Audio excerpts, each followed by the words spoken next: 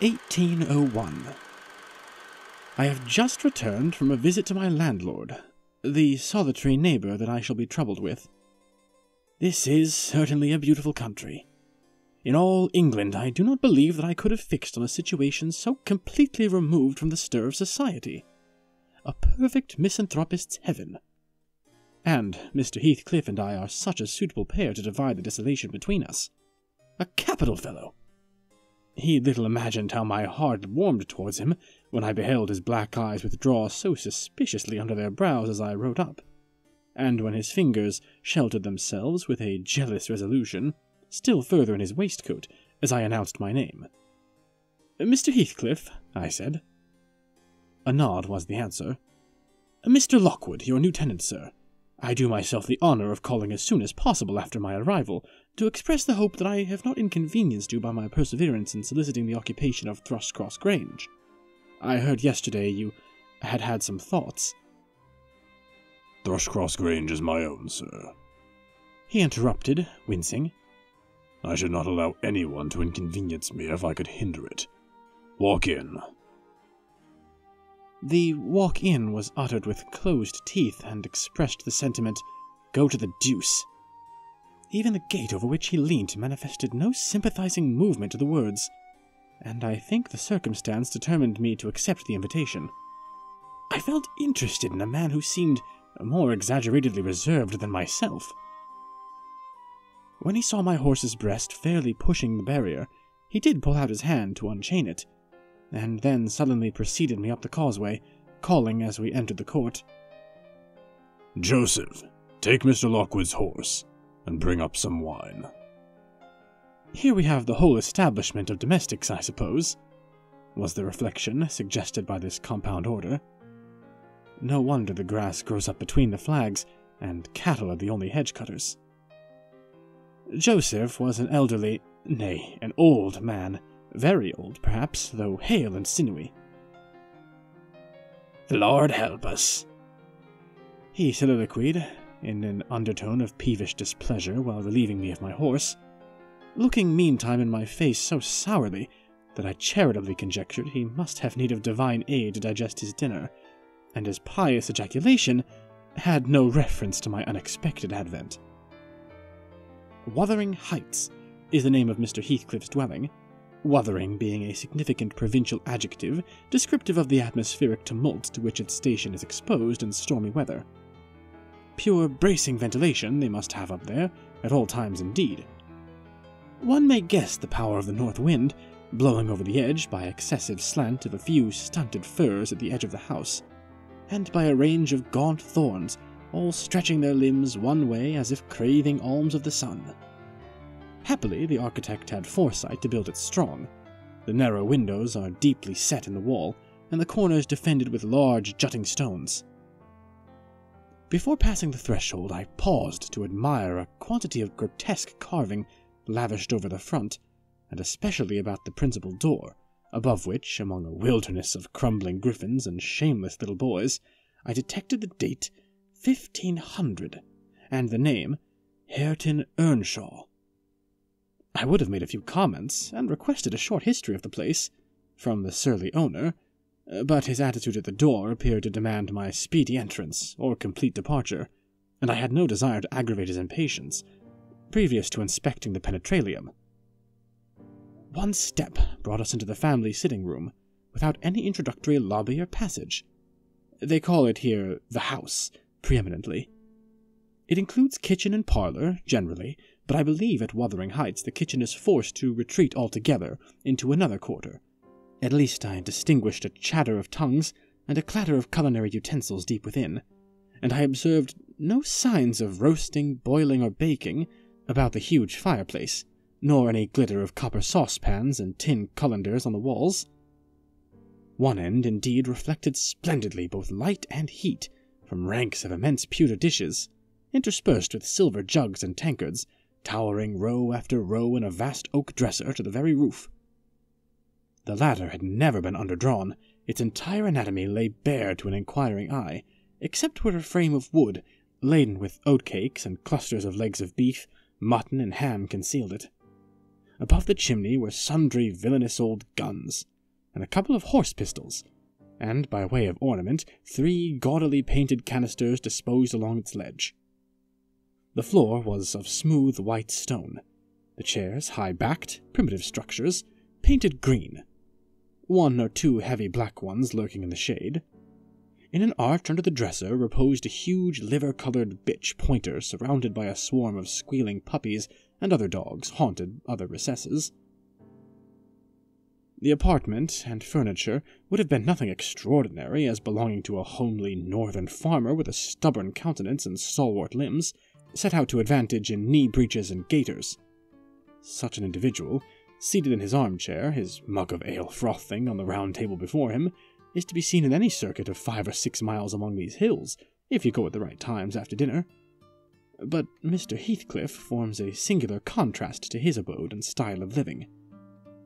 He is a dark-skinned gypsy in aspect, in dress and manners, a gentleman, that is, as much a gentleman as many a country squire, rather slovenly perhaps, yet not looking amiss, with his negligence, because he has an erect and handsome figure, and rather morose. Possibly, some people might suspect him of a degree of underbred pride.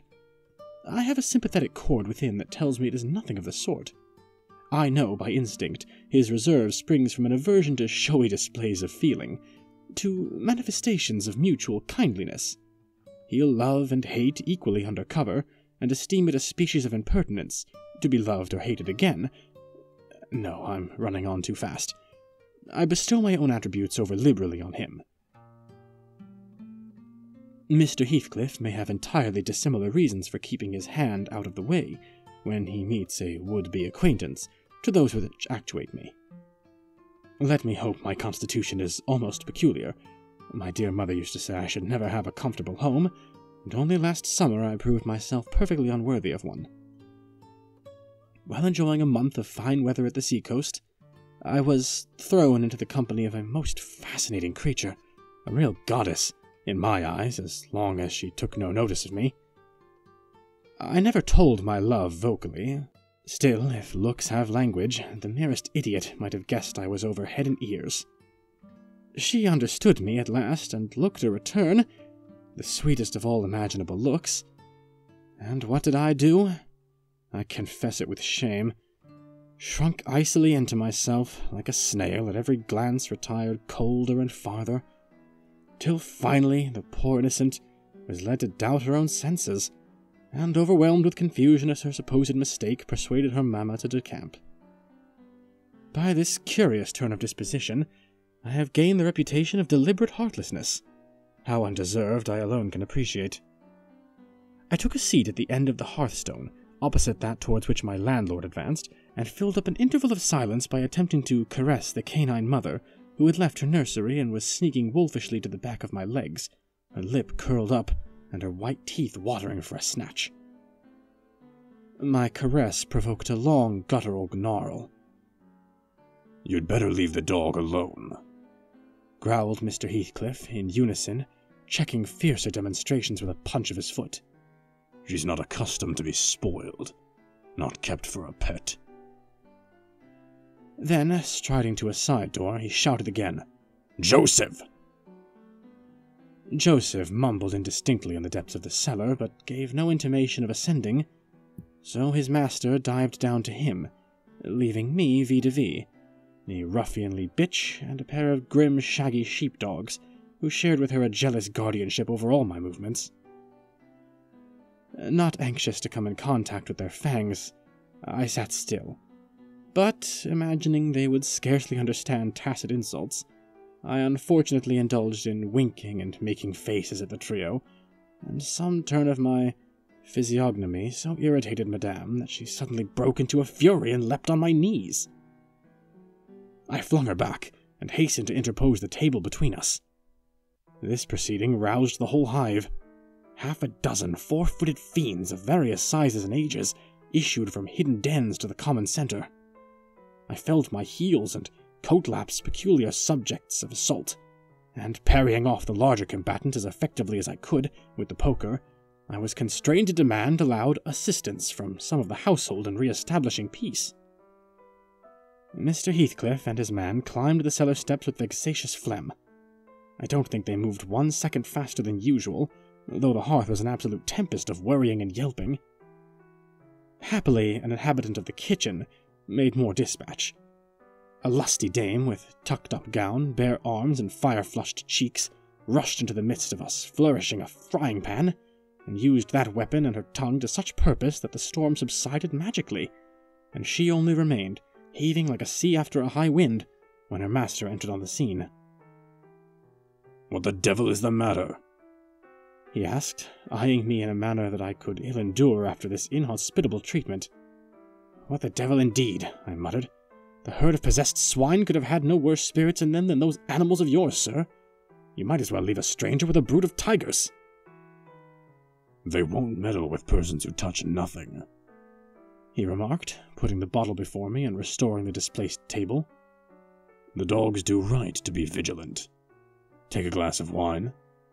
"No, thank you." "Not bitten, are you?" "If I had been, I would have set my signet on the biter." Heathcliff's countenance relaxed into a grin. Come, he said. "You are flurried, Mr. Lockwood. Here, take a little wine. Guests are so exceedingly rare in this house that I and my dogs, I am willing to own, hardly know how to receive them. Your health, sir." I bowed and returned the pledge, beginning to perceive that it would be foolish to sit sulking for the misbehavior of a pack of curs. Besides, I felt loath to yield the fellow further amusement at my expense, since his humor took that turn. He, probably swayed by prudential considerations of the folly of offending a good tenant, relaxed a little in the laconic style of chipping of his pronouns and auxiliary verbs, and introduced what he supposed would be a subject of interest to me, a discourse on the advantages and disadvantages of my present place of retirement. I found him very intelligent on the topics we touched, and before I went home, I was encouraged so far as to volunteer another visit tomorrow. He evidently wished no repetition of my intrusion. I shall go, notwithstanding. It is astonishing how sociable I feel myself compared with him.